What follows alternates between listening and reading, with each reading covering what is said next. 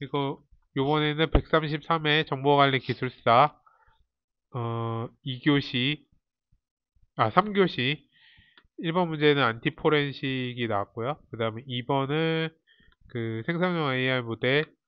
근데 요거는 좀 지나서 뭐 굳이 알 필요는 없을 것 같아요. 그 다음에 슈퍼앱 요것도 뭐 다시 나올 것 같진 않고, 그 다음에 뭐 스왓 요거는 이제 요거 하나는 모의고사에 많이 나왔는데 이 한꺼번에 이렇게 나온 적은 없어요. 그 다음에 요구공학은 선생님 이거 답이 있는 거예요. 네. 그리고 이따가 외우는 방법 알게 됐고, 그 다음에 인공신경망은 이 문제가 다시 나올 것 같진 않고 요거 하나하나가 나올 것 같고, 그 다음에 여기서 나올 만한 것들 이따 다시 알려드릴게요. 안티포렌식은 어 이게 예전에 3달랑이나 4달랑이 안티포렌식을 계속 썼거든요. 근데 안티포렌식은 말, 단어의 뜻도 보면 알지만 해킹이에요. 일종의 해커톤의 해커톤 아니고 해킹의 일종이야. 그래서 나는 예전부터 이거를 왜 3단락, 4단락에다 쓰는지를 잘 모르겠더라고. 이게 좋은 게 아닌데. 그러니까 포렌식을 방해하는 게 안티포렌식이지, 안티포렌식을 하지 못하게 하는, 포렌식은 합법적인 거잖아요? 그러니까 불법적일 수도 있지만 대부분 합법적이란 말이에요. 포렌식이라는 의미 뜻은. 내 폰을 깨는 거는 그냥 해킹이죠. 포렌식이 아니라. 근데 그걸 방해하는 거는 안 좋은 거거든요. 그러니까 예전부터 왜 3달락, 4달락에 안티 포렌식을 쓰는지 잘 모르겠더라고. 근데 이거는 이제 포렌식을 좀 아시는 분이 제대로 낸 문제다라고 할 수 있어요. 그래서 안티 포렌식의 개념은 범죄 기술과 더불어 디지털 포렌식을 대응하기 위한 기술이 아니라 디지털 포렌식을 방해하는 기술이죠. 방해하는 기술이죠. 안티 포렌식을. 여기 정의가 좀 잘못됐어요. 방해하는 기술. 누가 경찰이 포렌식을 한다 그러는데 내가 안티포렌식의 가장 대표적인 예가 뭐냐면은 핸드폰을 전자레인지에 돌리는 게 있어요. 그럼 다 터지거든요. 다 터져서 그 안에 그 금박이 다 날아갑니다.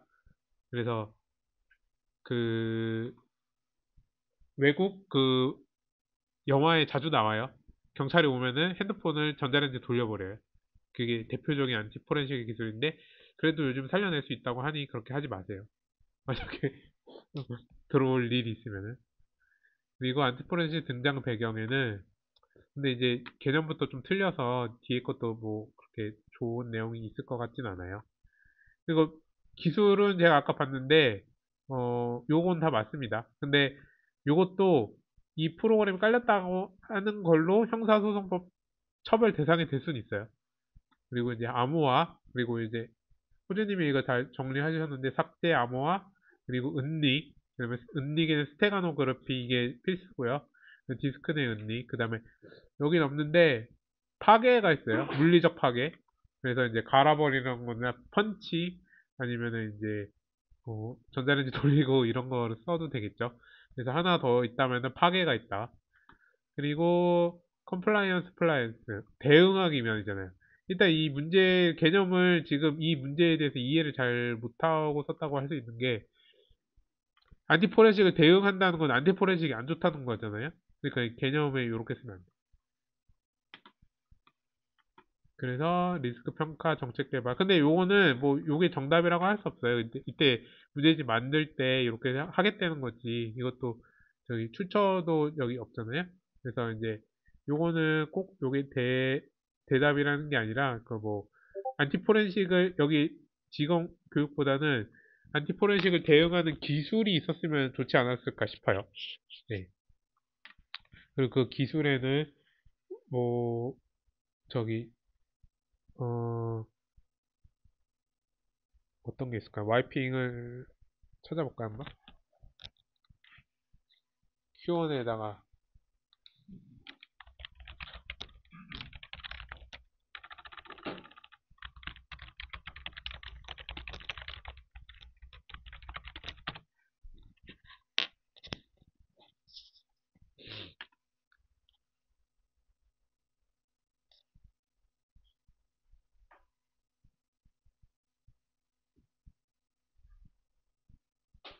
이게 데이터 파괴, 근데 좀 느리네요. 근데 왜 애플에서는 좀 느린 것 같네. 일단 다 보면 일단 한번 봅시다. 이게 아니구나. 그리고 어, 생성형 AI 보안 가이드라인. 근데 이제 보안 쪽에서 요 가이드라인이 나올 것 같지는 않은데 보안 쪽에서는 아무래도 올해 문제도 있었고 이러니까 좀 더 그 뭐 요 책을 하든지 해서 좀 확인하는 방법이 필요할 것 같아요. 그래서 대량의 데이터를 자동으로 생성해 주는 기술인데 생성형 AI를 굳이 여기다 써야 되나? 네, 뭐 이런 게 있다. 요거보다 이제 더 많아졌죠. 그리고 이제 달리 이런 거는 이제 이때는 24년도라서 이랬고 저 지금은 좀 많이 달라졌죠. 그리고 음. 근데 요 보안 가이드라인이 그 25년도 2월달, 3월달, 2월달 문제였나? 거기도 똑같은 문제가 있으니까 근데 그거는 가이드라인이 좀 다르거든요. 그래서 그거를 조금 더 참고해 주셨으면 좋겠어요. 내부막 구출 시 민간 정보, 그다음 외부 침입 대응, 클라우드 활용 고려 이렇게 하시고 그리고 그다음 외부면 전용 구축시. 근데 이거 너무 약해요. 이 가이드라인에 이렇게 써 있지는 않을 것 같은데 좀 약해요 너무. 그러니까 내용이 좀 없네요. 어, 이거보다는 이 책을 제가 읽어본 건 아니지만 생성형 활용 보이 그다음에 워터마크 그 슬롭 현상이나 이걸 방지하기 위해는 워터마크나 아니면은 그 이때는 라그가 안 나왔으니까 라그 같은 거 네, 한번 같이 넣었으면 좋겠습니다. 네. 그리고 네, 여기는 이때는 뭐 라그도 없었고 그다음에 뭐 MCP 이런 것도 없었기 때문에 MCP도 지금 보안에 문제가 있었죠. 그래서 저번에도 이런 문제가 나왔었잖아요. 그래서 그 분야를 좀 더 썼으면 좋겠어요. 근데 이거는 푸신문이 없어가지고 그 다음에 슈퍼앱 정의 요소 멀티앱 그 다음에 서비스 미니앱 근데 이제 호주님이 이거는 잘 쓰긴 썼는데 어, 요 슈퍼앱과 멀티앱 비교잖아요. 근데 요걸 좀 더 많이 써야 돼요. 그리고 좀 약간 이 멀티앱이라는 거는 요거 하나가 다 앱이잖아요. 그리고 슈퍼앱이라는 거는 요게 요걸 통째를 할 수 있는 그 하나의 앱이 있는 거잖아요. 이게 왜 금융권에서 많이 나온 줄 알아요? 카카오는 다 분리돼 있잖아요. 카카오는 멀티앱이잖아. 근데 은행 것만 이제 슈퍼앱이거든요. 왜 분리된지 알아요?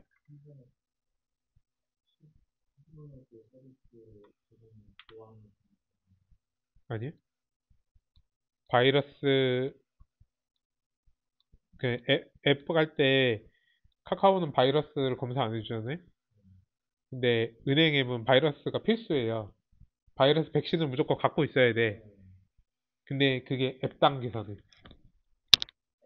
앱당 계산한다고. 이러면은 만약에 뭐 100만 원을 낸다 한 달에 800만 원을 내야 돼요. 이러면은 100만 원만 내면 돼. 그래서 이게 다 뭉쳐졌거든요. 그리고 원래 슈퍼앱은 이게 아니야. 애초에는 그런데 이제 그거를 현상을 이렇게 분석한 거죠. 그래서 다운로드 개수가 1개고 여기는 이제 모바일 서비스 개수만큼이잖아요. 8개라고 해서 좀 달라졌습니다. 그리고 주요 기술에는 이런 거 써야 되는데 사실 이것도 여기 있기 때문에 이게 좀 달라지긴 하는데 하여튼 기술에는 이런 거 써야 돼요. 프론트엔드, 백엔드, 데이터 AI 클라우드. 네. 그리고 미니 앱은 이 안에서 구동되는 조그마한 앱들이죠. 원래 슈퍼 앱은 뭐냐면요. 그 크로스 펑셔널이 되는 게 그 슈퍼 앱이에요. 원래는. 그게 뭐냐면은 우리 지금 할 때는 애플하고 저기 안드로이드하고 따로 개발하잖아요. 크로스 펑셔널이라고 이거를 지원하는 언어들이 있어요. 그러니까 원래는 우리는 애플하고 저기 iOS하고 그 다음에 안드로이드하고 따로 개발하잖아요. 이 크로스 펑셔널 앱을 하면 이 위에서 하나만 구현하면 돼요. 그러면은 얘가 이제 그 도커 개념이 되는 거야, 쉽게 말해서. 그게 원래 슈퍼 앱의 정의는 맞아요. 그래서 이제 텐센트나 알리바바는 텐센트 위에서 돌아가게끔 했거든요. 그래서 원래 슈퍼 앱의 개념에는 예전에 게임을 할 때 카카오에서 바로 다운로드 받게끔 했었어요. 그 카카오 API 이용한 거거든요. 근데 이제 그거를 구글에서 막아버렸지. 왜냐면은 카카오가 그걸 다 권한을 갖고 있으면 자기네한테 도대체 얼마가 떨어지는지 계산이 안 나오거든. 그래서 카카오를 그때 한번 내렸어요. 원래는 그게 슈퍼앱의 정확한 정의는 거예요. 크로스 펑셔널이 되게끔 하는 게, 근데 이제 이거하고는 좀 안 맞죠. 그냥 이거 현상을 정리한 거예요. 근데 이건 뭐 다시 나올 것 같은 문제는 아니니까. 네. 이때의 그 시즈널 그런 내용이었거든요. 그래서 뭐 다시 나올 것 같지는 않습니다. 근데 요건 다시 나올 수 있어요. 경영 환경 분석 3C. 그다음 패스트. 그 다음에 여기서 어, T가 하나 더 있는데 패스트2가 하나 더 있거든요. 네. 예전에 서울대에서 뭔가를 분석한 게 있는데 그 논문은 아니고 뭔가 그 저기 컨설팅을 해준 게 있는데 전체를 다 패스트로 분석을 해놨더라고요.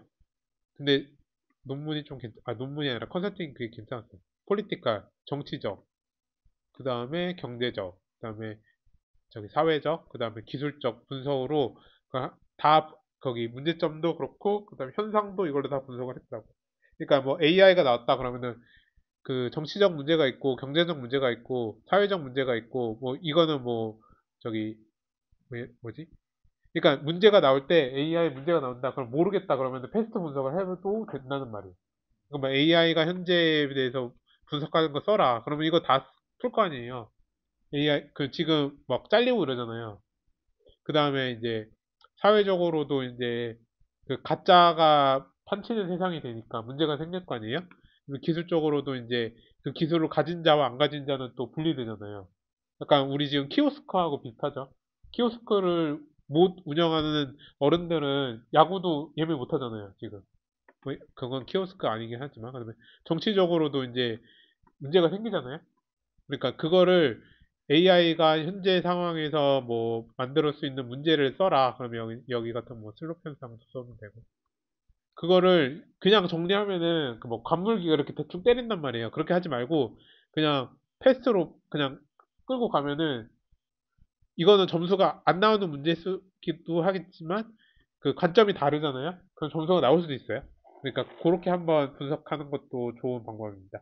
남들이 다 풀 것 같은 문제를 이런 경영 환경 분석 기법으로 들어가는 거예요. 수학 분석을 하든. 근데 수학 분석은 너무 어려워요. 시간도 오래 걸리고. 근데 패스트는 그냥 내가 알고 있는 걸 패스트로 정리하면 되기 때문에 막 그렇게 어렵진 않거든요. 그래서 패스트가 가장 잘 쓴 것 같기도 하고 가장 좋게 분석됐다고 생각하기도 하거든요, 저는. 그래서 다 알 것 같은 문제, 쉬운 것 같은 문제는 그냥 패스트로 그냥 깔고 가면은 보고서가 좀 깔끔해집니다. 기업 환경 분석 계약하면 거시적, 미시적 이렇게 된 거를 이제 답안했을 때 이제 패스트로 한꺼번에 정리해버리고 그리고 여기는 뭐 SOST 그 수압 분석을 해도 하는 애들도 있거든요. 그러니까 하는 사람들도 있는데 수압 분석은 너무 어려워. 그리고 SO 막 이게 SO인지 ST인지도 헷갈린단 말이에요. 그래서 시간이 굉장히 오래 걸리는데 그에 비해서 패스트는 딱딱딱딱 떨어지기 때문에 괜찮아요.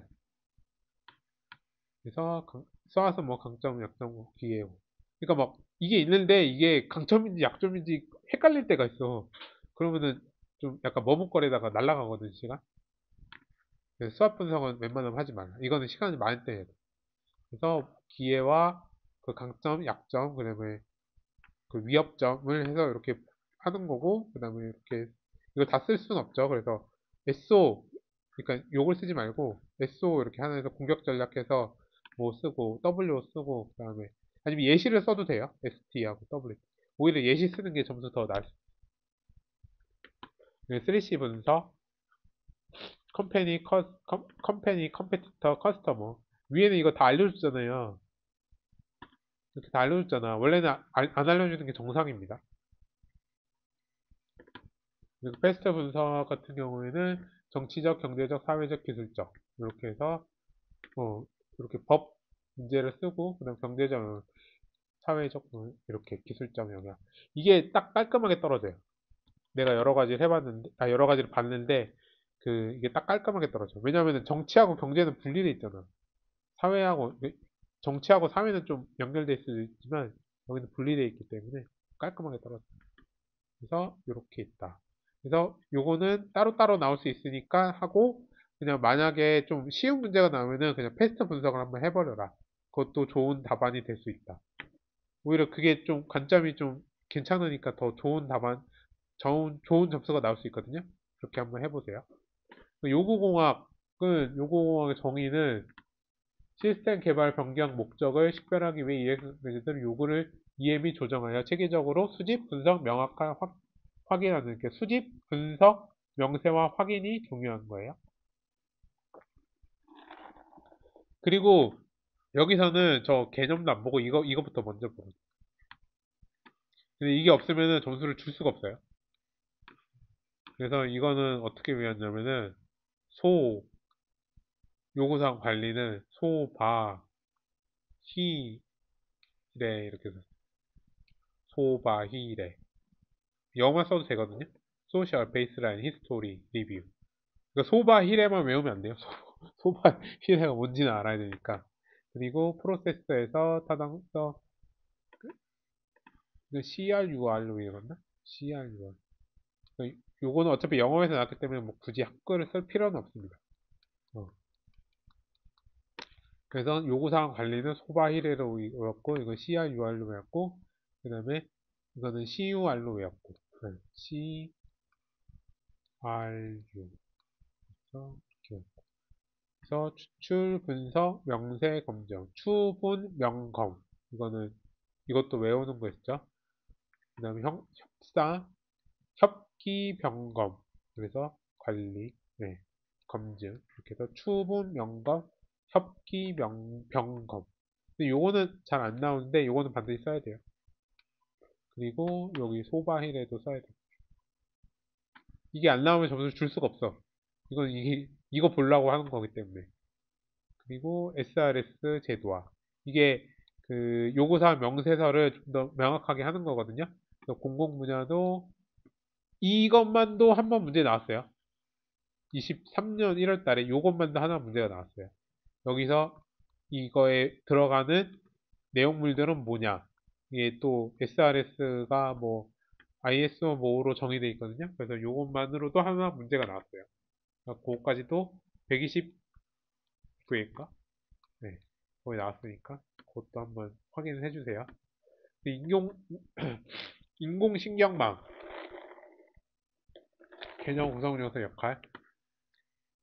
근데 이게 다 틀렸더라고요.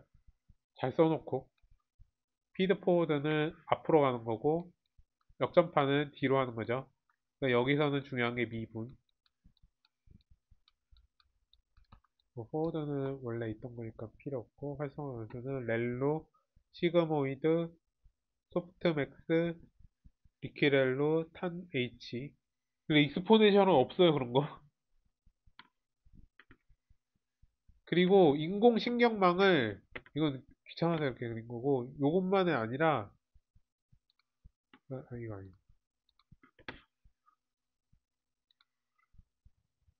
저거 15개인가? 로그인 안 하면 15개인가 밖에 못 쓰더라고요 표현을. 근데 로그인 하면은 뭐 무한대로 쓸 수 있는 거.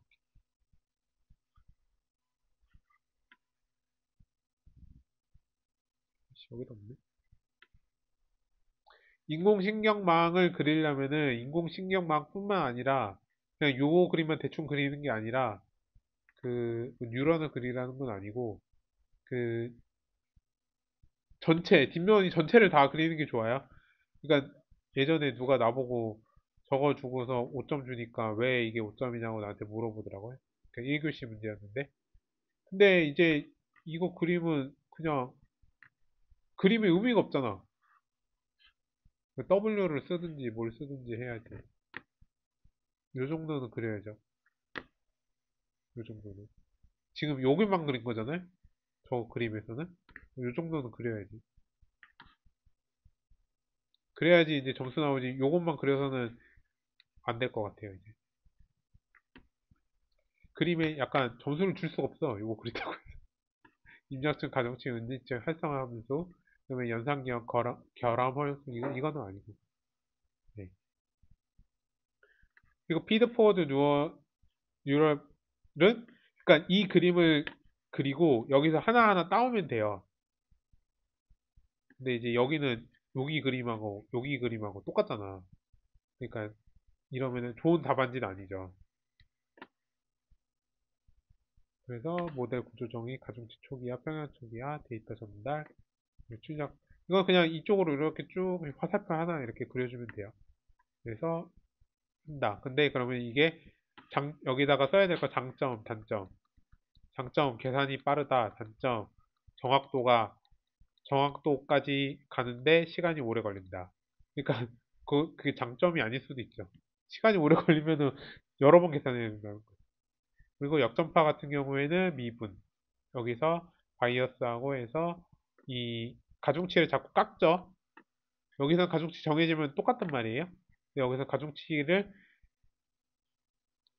y하고 y hat 이게 정답, 이게 예측치 해서 뭐 MSA라던가 뭐 다른 걸로 해서 그 가중치를 여기서 깎죠. 그다음 바이어스도 깎고 그래서 좀 더 정답에 근접할 수 있도록 해주죠. 네, 네, 경사각도 하고 뭐 MSE 뭐 이런 거 쓰셔야 됩니다. 뭐 그다음에 로지스틱 리그레션 뭐 이런 거 쓰셔야 돼요. 여기는 없네요. 그게 또 중요한데. 그리고 활성화 함수 같은 경우는 시그모이드, 렐루, 그 다음에 렐루하고 리키렐루가 거꾸로 썼더라고요. 리키렐루 여기 있죠. 리키렐루 이렇게 있고 0, 1. 그 다음에 여기는 이렇게 쓰면 안 되고 시그모이드에 베니싱 그레디언트 문제를 해결함. 그거는 렐루의 그 속도를 좀 줄여들게 함. 탄H는 이렇게 탄H를 쓰던가 뭐 여기 수식까지는 이건 0x가 아니고 그 0 아니면 1이에요. 뭐 시그모이드 정도만 요 수식 써주고 그리고 네. 그리고 이제 AI에서 이제 나올 만한 문제가 하나가 리스트릭트 제한된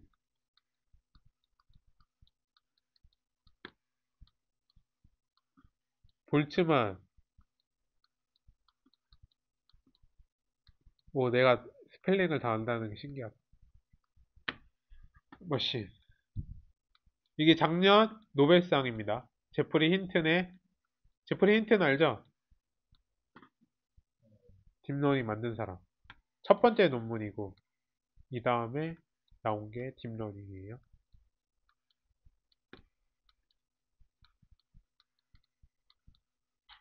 그러면은 얘하고 얘는 뭐가 차이 나냐? 제한된 볼츠만 머신 여기에 물어볼까요? 엄청 어려워요. 설명한다.